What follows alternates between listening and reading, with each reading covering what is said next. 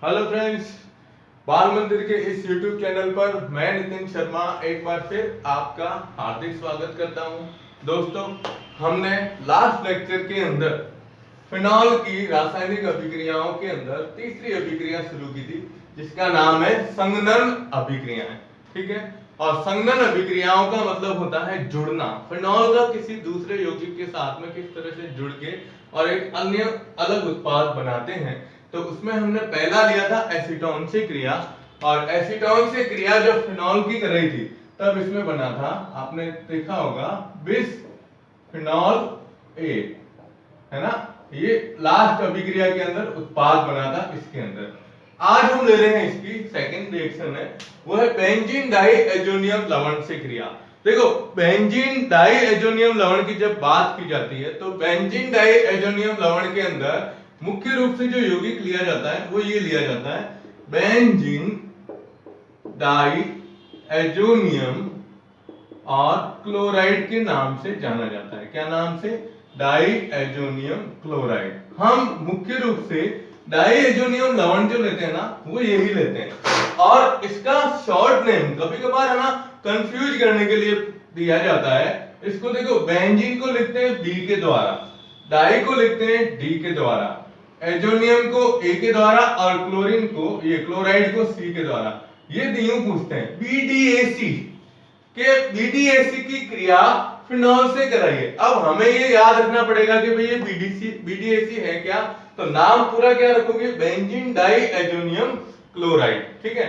अब जब हम फिनॉल की क्रिया, देखो आउटलाइन लेते हैं कि फिनॉल की क्रिया जब बीडीएसी से कराई जाती है तो इसके अंदर जो उत्पाद बनता है वह बनता है पैरा हाइड्रोक्सी, इसका नाम ध्यान रखिएगा, और एजोपेंजीन। क्या नाम बनता है?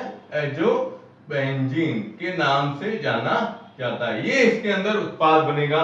तो ये सवाल क्या देंगे कि कैसे प्राप्त करोगे फिनॉल से ये पैरा हाइड्रोक्सी एजोपेंजीन। तो हमारा सबसे पहला सूत्र क्या है इसके अंदर? देखिएगा, ये है फिनॉल। तो सबसे पहले आप बेंजीन की वलय और इसके साथ में क्या बता दोगे? फिनॉल। तो फिनॉल का OH इधर लिख दो आप, ये OH। चलो, ये दिखेगा नहीं आपको, वापस ले लेता हूं मैं। ये यहां से ये वलय आई और वलय से इधर अपन ने ले लिया OH समूह, ये फिनॉल है। ठीक है। अब डाइएजोनियम क्लोराइड, इसका सूत्र याद रखिएगा। इसका सूत्र जो होता है, डाइएजोनियम शब्द जो आता है वह नाइट्रोजन के लिए दिया गया है। आप जानते हो नाइट्रोजन को ट्रिपल बॉन्ड, दो नाइट्रोजन परमाणु परस्पर ट्रिपल बॉन्ड से जुड़े हुए रहते हैं। और अगर हम इसमें एक बंध तोड़ देते हैं तो बंध तोड़ते ही दोनों नाइट्रोजन की संयोजकता एक एक क्या हो जाएगी? कम हो जाएगी, है ना। अब आप क्या करोगे? बेंजीन है ना, तो सबसे पहले जोड़ो, आप लिखिए बेंजीन। ठीक है। अब डाइएजोनियम ये आयन होते हैं तो N डबल बॉन्ड N, ये भी लिख सकते हो। अब इसकी संयोजकता तो पूरी हो गई, 3 बंध आ गए। इसके पास में एक ही बंध है तो इसके साथ में क्या जुड़ता है? Cl जुड़ेगा। तो इसको पूरे को एक साथ यूं लिखा जाएगा N2Cl। इसमें Cl पर माइनस होता है और N पे क्या होता है? प्लस आवेश, क्योंकि लोन पेयर इसके ऊपर उपस्थित नहीं होता है। ठीक है। तो ये होता है बेंजीन, ये बेंजीन डाइएजोनियम क्लोराइड। अब आप इसकी क्रिया इस फिनॉल से कराओगे तो इसमें क्या करेंगे? इसका हाइड्रोजन परमाणु शो करो आप, किसका? फिनॉल का। ठीक है। और फिनॉल के हाइड्रोजन परमाणु को शो करने के बाद प्लस साथ में इसका क्लोरीन इसके सामने लिखिए, फिर N2 और आगे लिख दो आप बेंजीन की वलय, ये आ गई वलय। ठीक है। तो ये N2Cl और ये वलय इस तरह से इसके अंदर जुड़ी हुई रहती है ना। अब आप क्या करो? इसको जोड़ोगे तो जोड़ते ही देखो क्या हट रहा है? क्या हट रहा है इसमें? HCl। क्या हटेगा? ये HCl हटा और ये N2 इसके साथ आके जुड़ जाएगा। तो अब मैं इसका सूत्र लिख रहा हूं, देखो ध्यान से। पहले एक वलय, किसकी है ये वलय? फिनॉल की। ठीक है। ये आ गया इधर OH। अब ये HCl हट गया, अब नाइट्रोजन को लिखेंगे तो N डबल बॉन्ड N। क्यों? क्योंकि यहां से Cl हट गया। ठीक है। N डबल बॉन्ड N और इधर ये वलय आ जाएगी, ये वाली। ठीक है। अब ये वाले आई है और हटा क्या इधर से? HCl। अब देखो, ये है यहाँ OH को अगर अपन छोड़े, ये सरेटा देखो यहाँ से, ये एक वाला है, ये दूसरी वाला है, और इन दोनों के बीच में नाइट्रोजन इस तरह से जुड़ी है, तो इसको एजोबेंजीन कहते हैं। और ये पैरा स्थिति के ऊपर जुड़ा हुआ है, इसलिए इसका नाम है, इसका नाम ध्यान रखिएगा, पैरा हाइड्रोक्सी, पैरा हाइड्रोक्सी, ठीक है। और क्या आएगा, एजोबेंजीन, क्या नाम आएगा, एजोबेंजीन, ठीक है ना। तो ये आपको इसमें अभिक्रिया ध्यान रखनी है कि बेंजीन डाई एजोनियम लवण से जब फिनॉल की क्रिया कराई जाती है, तो फिनॉल की क्रिया कराने से पैरा हाइड्रोक्सी एजोबेंजीन बनता है। तो आप इसका स्क्रीनशॉट ले लो। ओके, अब हम लेते हैं इसकी तीसरी अभिक्रिया, ठीक है। देखिए तीसरी रिएक्शन है जिसका नाम है,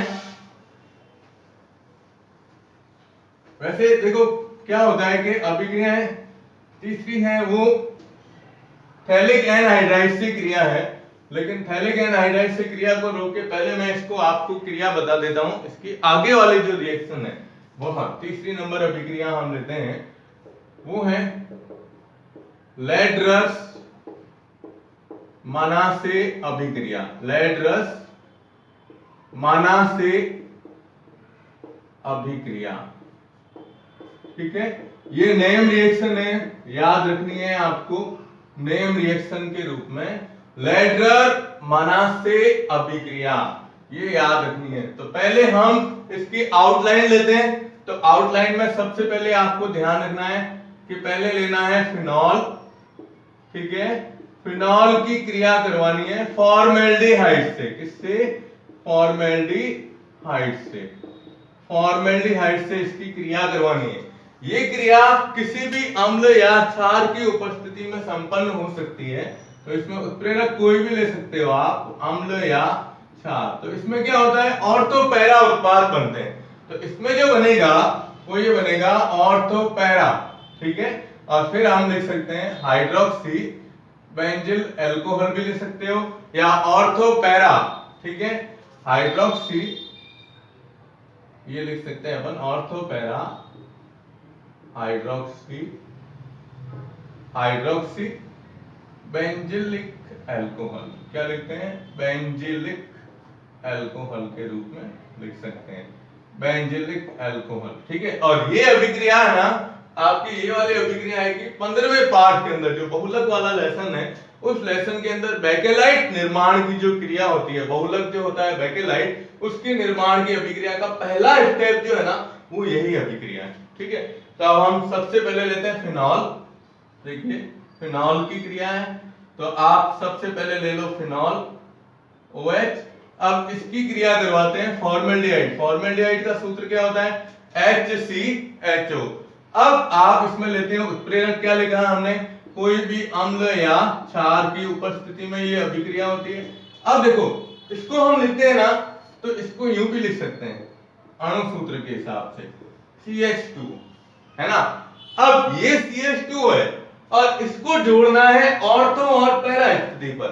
तो यहां से हाइड्रोजन जो होगा, यहां वाला हाइड्रोजन देखो, ये वाला H, ये H है ना ऑर्थो स्थिति वाला, ये H, एक ये है और एक ये भी है, H है ना इसमें, तो ये H हटेगा और ये CH2 इसके साथ जुड़ेगी और H इसके साथ आगे जुड़ जाएगा, तो CH2OH के रूप में बनेगा।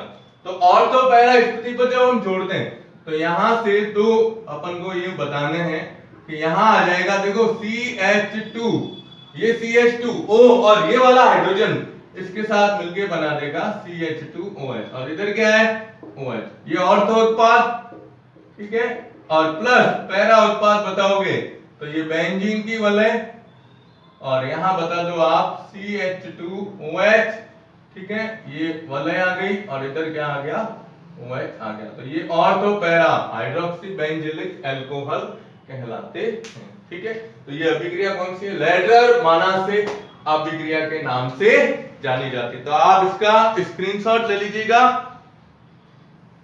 ठीक है। अब हम इसमें लेते हैं चौथी अभिक्रिया, जो सबसे मोस्ट इंपोर्टेंट रिएक्शन आती है किसकी, संघनन अभिक्रियाओं के अंदर। देखो ये अभिक्रिया है थैलिक एनहाइड्राइड से फिनॉल की क्रिया करवाना, और वो भी किसकी उपस्थिति में? सांद्र H2SO4 की उपस्थिति में। किसकी उपस्थिति में?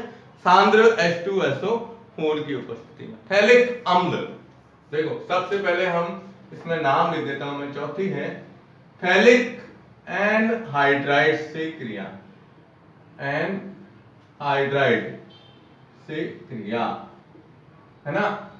तो ये अभिक्रिया जो संपन्न होती है ये सांद्र H2SO4 की उपस्थिति में, किसकी?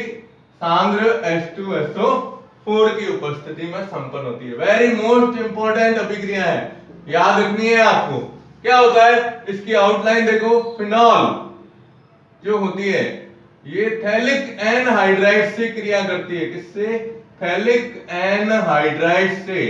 और आपने केमिस्ट्री प्रैक्टिकल टाइट्रेशन के अंदर फिनोफ्थलीन नाम का एक सूचक पढ़ा होगा, फिनोफ्थलीन, ठीक है। तो इसके अंदर जो उत्पाद बनता है वो बनता है फिनोफ्थलीन सूचक। कौन सा? फिनोफ्थलीन सूचक बनता है। इसमें उपस्थिति किसकी है? सांद्र H2SO4 की। अब आपको पहले सूत्र याद रखना है। सूत्र किसका? फिनॉल का तो आप जानते ही हो, थैलिक एनहाइड्राइड का। थैलिक अम्ल होता है, देखो थैलिक अम्ल, थैलिक अम्ल का सूत्र ये होता है, ये बेंजीन की जो वलय होती है इसमें यहां होता है COH और यहां होता है COH। ये कौन सा है? थैलिक अम्ल है। कौन सा अम्ल है? थैलिक अम्ल। इसका सूत्र नोट कर लो आप, थैलिक अम्ल। अब हमें बनाना है एनहाइड्राइड। एनहाइड्राइड बनाने के लिए इसमें से H2O हटा दो। H2O हटते ही क्या होगा? देखो ये वलय है ना, वलय तो वही रहेगी और यहां पर आ जाएगा C डबल बॉन्ड O, ठीक है। ये OH हट गया। अब इधर क्या आ रहा है? C डबल बॉन्ड O और इन दोनों के बीच में एक ऑक्सीजन रहेगी। ये रहता है, इसको अपन कहते हैं थैलिक एनहाइड्राइड। हटा क्या है इसमें? H2O हटा के और फिर ये बनाते हैं थैलिक एनहाइड्राइड। और इस थैलिक एनहाइड्राइड की क्रिया किससे करेंगे? फिनॉल से करवाते हैं। कैसे होती है? चलिए इसको नोट कर देना, मैं भी मिटा दूंगा अभी, ठीक है ना। देखिए सबसे पहले आप लो फिनॉल, ठीक है। यहां मैं बता रहा हूं इसको, ये एक और फिनॉल के दो अणु लिए जाते हैं। कितने? दो अणु। ऊपर क्या है? इधर OH और इधर भी क्या है? OH प्लस यहां का इसका H बताओ और इसका यहां का H बताओ। अब ये जो है ना थैलिक एनहाइड्राइड, इसका सूत्र इसके नीचे लिखो और ऐसे लिखो कि ये वाला ऑक्सीजन इसके ऊपर आए। तो O डबल बॉन्ड C, इधर क्या है? O, इधर C डबल बॉन्ड O। देखो C double bond O, C double bond O, ये एनहाइड्राइड है, ठीक है। और ये साथ में अपन बता देते हैं बेंजीन की वलय। क्या बता देंगे? वलय। एक इधर से एक इधर से। अब आप देखो इसमें क्या हट रहा है, देख लो, ठीक है। उपस्थिति किसकी है? सांद्र H2SO4 की उपस्थिति में। अब इसमें जल बनाना है, जल निकालना है। अब मैं ये मिटा रहा हूं, आपने नोट किया होगा इसको। देखिए अब जल का अणु हटाने के लिए यहां से ध्यान दीजिएगा, ये दो हाइड्रोजन और एक ये ऑक्सीजन मिलके हटेगा H2O और इस कार्बन की दो संयोजकताएं कम हो जाएगी और इसकी पूर्ति के लिए ये दोनों कार्बन यहां से एक एक बंद, मतलब एक एक हाइड्रोजन हटी है, इसलिए कम हो गई संयोजकता। तो इसको पूरा करने के लिए अब आप रिएक्शन में अब कैसे उत्पाद बताओगे? तो सबसे पहले तो दोनों फिनॉल बता दो, ऊपर वाले एक और ये दूसरी वलय ले ली। अब दोनों वलय में ऊपर क्या बता दिए? OH और इधर भी क्या बताया? OH। अब ये ना तो इस कार्बन को यहां यूं बता दो, कौन सा? ये। अब इसकी संयोजकता अधूरी है तो इसको इधर से एक बंद बता दो, एक बंद इधर से बता दो, ठीक है। अब इधर क्या आ रहा है? ऑक्सीजन। वापस इधर क्या आ रहा है? कार्बन डबल बॉन्ड O और इधर कौन सी वलय? बेंजीन की वलय है, ठीक है। और इस वलय को अपन ने किससे जोड़ रखा है? इन दो कार्बन से। तो ये पूरा सूत्र जो है, ये वाला सूत्र, इस सूत्र को कहा जाता है कौन सा? फिनोफ्थलीन। फिनोफ्थलीन। ये फिनोफ्थलीन क्या है? एक सूचक के रूप में कार्य करता है। किसके रूप में? सूचक के रूप में, अनुमापन के अंदर काम में लिया जाता है। तो क्या करेंगे? फिनोल्फथैलिक एनहाइड्राइड से क्रिया करके कौन सा यौगिक बनाता है? फिनोल्फथैलीन बनाता है। तो आप इसका स्क्रीनशॉट ले लो, ठीक है।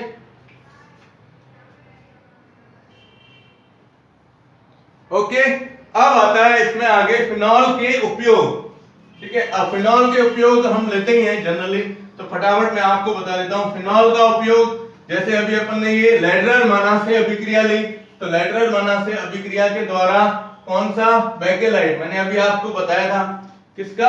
बेकेलाइट है। तो फिनॉल के उपयोग में देखो फटाफट बता देता हूं फिनॉल के उपयोग। तो फिनॉल के उपयोग में सबसे पहला उपयोग आपको ध्यान में रखना है, पहला उपयोग कौन सा है? बेकेलाइट, प्लास्टिक के निर्माण में। किसके निर्माण में? बेकेलाइट निर्माण में, ठीक है। दूसरा उपयोग हम इसके अंदर लेते हैं, तो अभी आया था कौन सा? फिनोल्फथैलीन, फिनोल्फथैलीन। और कौन सा? पिक्रिक अम्ल के निर्माण में, पिक्रिक अम्ल का निर्माण इसके द्वारा किया जाता है, ठीक है। इसके अलावा हमने पहले भी पढ़ा है कि ये किसके रूप में काम में आता है? कीटनाशक के रूप में। किसके रूप में? कीटनाशक के रूप में। और चौथा सबसे महत्वपूर्ण आता है, वो है औषधि निर्माण के अंदर। किसमें? औषधि निर्माण में। और औषधि निर्माण के अंदर आपको ध्यान रखना है एक महत्वपूर्ण, कौन सी है? एस्प्रिन। एस्प्रिन टैबलेट आती थी पहले, तो एस्प्रिन के निर्माण के अंदर दूसरा सैलिसिलिक अम्ल है, ये भी इसके अंतर्गत आता है। सैलिसिलिक अम्ल आपने पढ़ा है, सैलिसिलिक अम्ल ये भी आता है, इसके निर्माण के अंदर भी इसका उपयोग किया जाता है। तो इसमें क्या है, ये तो आपको ध्यान में रखना है कि भाई फिनॉल जो होता है, फिनॉल के मुख्य उपयोग कौन कौन से हैं। तो ये बेकेलाइट, फिनोल्फथैलीन, पिक्रिक अम्ल, कीटनाशक, औषधि में एस्प्रिन। अब एस्प्रिन निर्माण की क्रिया आपको ध्यान में रखनी है। देखो यहां पे एस्प्रिन निर्माण की क्रिया, अभिक्रिया, ये आपको याद रखनी है। और इसके ऊपर एक सवाल और आया हुआ है जो आप पढ़ोगे 17वें लेसन के अंदर, जो औषधियों वाला पाठ है दैनिक जीवन में रसायन, उसके अंदर भी ये सवाल आया हुआ है, ठीक है। तो एस्प्रिन का निर्माण जब करते हैं तो इसके अंदर क्या होता है कि जो सैलिसिलिक अम्ल है, सैलिसिलिक अम्ल, सैलिसिलिक अम्ल है ना, इसकी क्रिया हम करवाते हैं एसिटिक एनहाइड्राइड से, एसिटिक एनहाइड्राइड से। और जब एसिटिक एनहाइड्राइड से क्रिया करवाते हैं तब क्या बनती है? एस्प्रिन बनती है। क्या बनती है? एस्प्रिन बनती है। एस्प्रिन का निर्माण होता है। तो कैसे होता है? तो अभिक्रिया याद रखनी है। तो देखो आप सबसे पहले इधर ले लो सैलिसिलिक अम्ल। सैलिसिलिक अम्ल में फिनॉल होता है मुख्य रूप से भूमिका में, OH, और इधर क्या होता है? COOH। ये क्या है? सैलिसिलिक अम्ल, सैलिसिलिक क्या आता है? अम्ल, ठीक है। अब इसकी क्रिया acetic anhydride CH3 double bond O, C double bond O, और किससे कराई जाती है? CH3 से कराई जाती है। ये है एसिटिक एनहाइड्राइड। कौन सा यौगिक? Acetic anhydride. अब आपको इसमें एस्प्रिन बनाने के लिए क्या करना है? देखो यहां से हाइड्रोजन हटाइए, यहां से, और इधर से लीजिए ये पूरा समूह। देखो क्या हटा? CH3COOH हटा, और ये COCH3 इसके साथ में जुड़ जाएगी। और देखो हटा क्या है इसमें? CH3। अब मैं यहां पे बता देता हूं, ये हटा इसमें CH3 COOH हटा, CH3COOH। अब ये O है, इस O के साथ ये जोड़ दो आप। तो जब आप इसके साथ जोड़ोगे तो देखो इसको मैं अलग कलर में बता देता हूं ताकि आपको ध्यान में रहे। ये वलय सबसे पहले बेंजीन की, और इस वलय में यहां पर तो आ गया COOH, कौन सा? ये वाला। और इधर O है ना, O के साथ में आप जोड़ दो COCH3, COCH3। ये सूत्र जो है, ये सूत्र है आपके किसका? एस्प्रिन का। किसका सूत्र है? एस्प्रिन। ये है एस्प्रिन, और इसका नाम आपको ध्यान रखना है, ये एसिटिल समूह है तो इसका नाम आएगा एसिटिल, एसिटिल सैलिसिलिक अम्ल, सैलिसिलिक क्या कहते हैं, अम्ल के रूप में लिखते हैं। ये इसका दूसरा नाम है, एसिटिल सैलिसिलिक अम्ल के रूप में इसे लिखा जाता है। तो ये क्या है, एस्प्रिन। और एस्प्रिन की अभिक्रिया याद रखनी है, एसिटिक एनहाइड्राइड की क्रिया सैलिसिलिक अम्ल से करवाते हैं तो ये एस्प्रिन बनती है। अब सवाल क्या आता है, सवाल आता है कि एस्प्रिन को खाली पेट नहीं लेना चाहिए। तो खाली पेट इसलिए नहीं लेना चाहिए क्योंकि ये टैबलेट जो है जब अंदर जाएगी तो अंदर जाते हैं, खाली पेट है तो खाली पेट के अंदर की जो अपना आमाशय होता है, इस आमाशय के अंदर की जो दीवार है उसको ये क्या करती है, थोड़ा संचारित करती है, मतलब उसके अंदर घाव उत्पन्न करती है। घाव उत्पन्न करने का रीजन क्या है, ये एस्प्रिन खाली पेट अंदर जाएगी तो आपको पता है आमाशय जो होता है वो ऊपर से क्या करता है, कोई भी चीज अपन खाते हैं या कोई भी चीज निगलते हैं तो आमाशय के द्वारा पाचन के लिए HCl अम्ल स्रावित किया जाता है। एक वो एसिड है और एक ये सैलिसिलिक अम्ल वाला ये है समूह, कौन सा, एस्प्रिन। ये आपस में रिएक्शन करके और वापस कौन सा यौगिक बना देती है, सैलिसिलिक अम्ल बना देती है। तो सैलिसिलिक अम्ल है वहां मुख्य रूप से आमाशय की अंदर की दीवार को क्या करता है, नुकसान पहुंचाता है। इसलिए डॉक्टर की भी सलाह होती है कि एस्प्रिन जो होती है टैबलेट, इस टैबलेट का उपयोग या इस औषधि का उपयोग खाली पेट नहीं करना चाहिए। तो ये आज आपके पाठ का सेकंड भाग फिनॉल कंप्लीट होता है, ठीक है। अब आप इसका स्क्रीनशॉट ले लो। आज अपन शुरुआत कर लेते हैं ईथर के बारे में सामान्य परिचय की, ठीक है। तो आप इसका स्क्रीनशॉट ले लो। ओके, अब देखो आप इस पार्ट का तीसरा पॉइंट, अंतिम पॉइंट है, यानी अब पार्ट अपने क्या है, थोड़ा कंप्लीट होने की कगार पर आ चुका है, ठीक है ना। देखिए अब जो अपन ले रहे हैं वो इन दोनों से अलग है।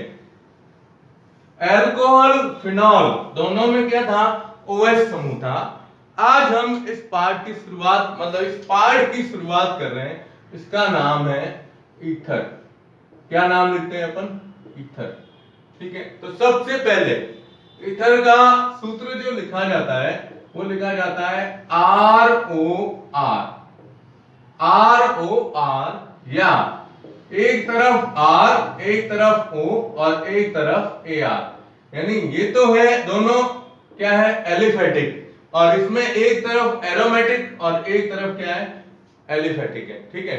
अब इसकी परिभाषा मैं यहां लिख रहा हूं, थोड़ा सा आप गौर कीजिएगा कि ऐसे कार्बनिक यौगिक, ऐसे कार्बनिक यौगिक, कौन से, कार्बनिक यौगिक जिसमें, ऐसे कार्बनिक यौगिक जिसमें ऑक्सीजन, कौन सा, ऑक्सीजन परमाणु की दोनों संयोजकता, ऑक्सीजन की संयोजकता कितनी होती है, -2, दोनों संयोजकताएं,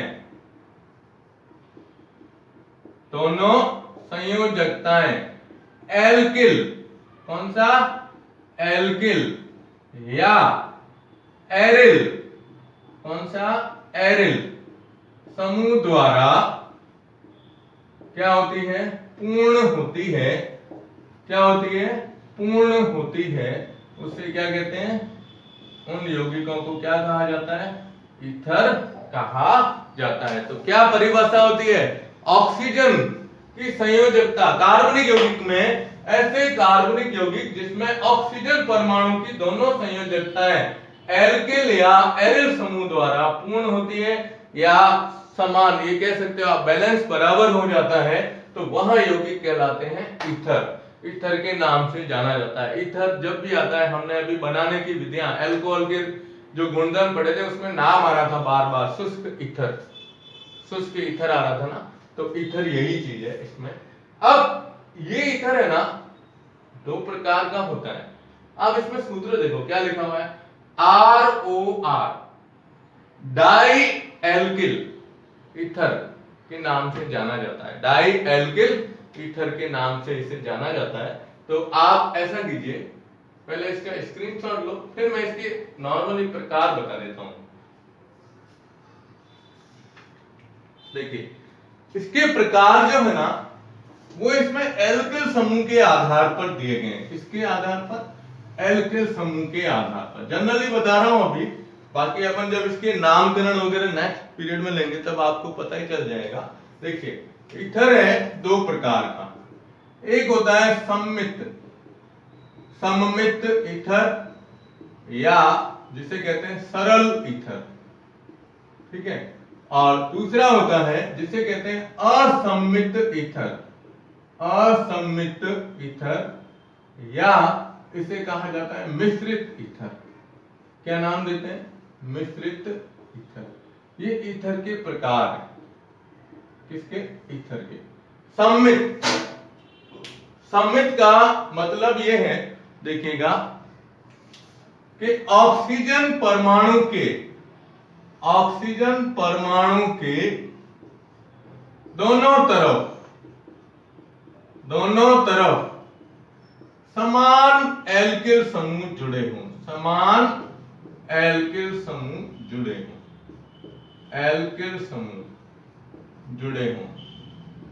ठीक है। अब समान का मतलब क्या हुआ? देखो जैसे CH3OCH3 ऑक्सीजन के दोनों तरफ मेथिल समूह है, या O के साथ में इधर C2H5 और इधर भी क्या आया?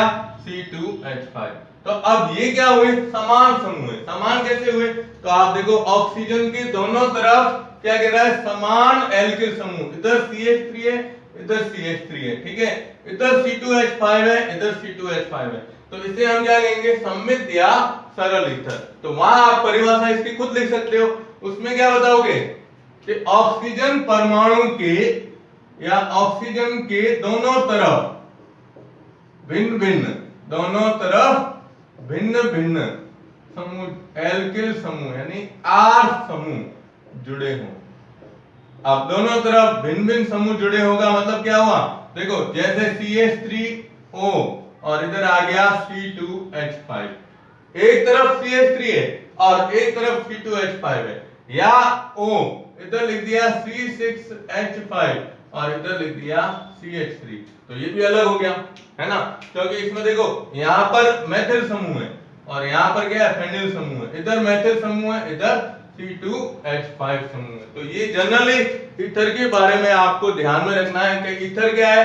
तो ऑक्सीजन परमाणु की संयोजकता दो एल्किल समूह के द्वारा अगर संपन्न की जाती है, पूर्ण की जाती है, तो उसे ईथर कहते हैं। और ईथर दो प्रकार के हैं, सम्मित ईथर या सरल ईथर जिसमें ऑक्सीजन के दोनों तरफ समान एल्किल समूह जुड़े हो, और असम्मित या मिश्रित ईथर जिसमें ऑक्सीजन के दोनों तरफ भिन्न भिन्न समूह जुड़े होते हैं। जैसे ये इस तरह से समूह जुड़े होंगे तो इसको क्या कहते हैं? मिश्रित ईथर के नाम से जाना जाता है। अब नेक्स्ट लेक्चर के अंदर हम पढ़ेंगे इसमें आप ईथर के नामकरण पद्धतियां और साथ में ईथर के बनाने की विधियां, ठीक है? तो आप इसका स्क्रीनशॉट ले लो, ओके। और बाल मंदिर बाड़मेर के इस YouTube चैनल को ज्यादा से ज्यादा सब्सक्राइब कीजिएगा। धन्यवाद।